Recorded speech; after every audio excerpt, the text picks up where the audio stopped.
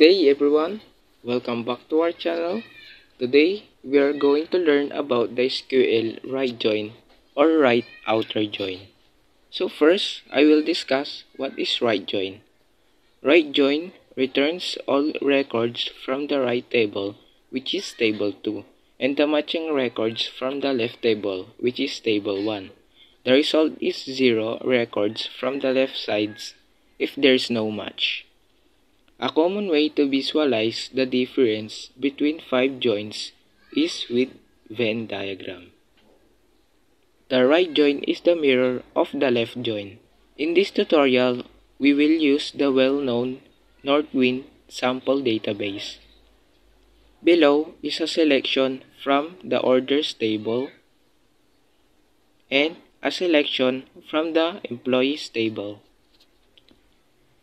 So we will return all employees and any orders they might have placed.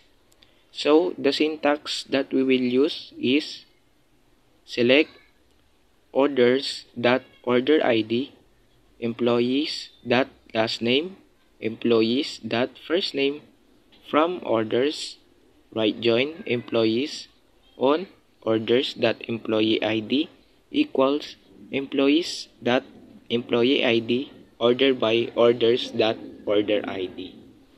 So now you can see that there is a null in the left table. There is a null because it's like what I said before. He was retrieved all the data in the right table, which is the employees table, even if there's no match in the left table, which is the orders table. And that's it guys. I hope you learned a lot in this video. If so, hit the subscribe button for more exciting learning experience like this. Goodbye.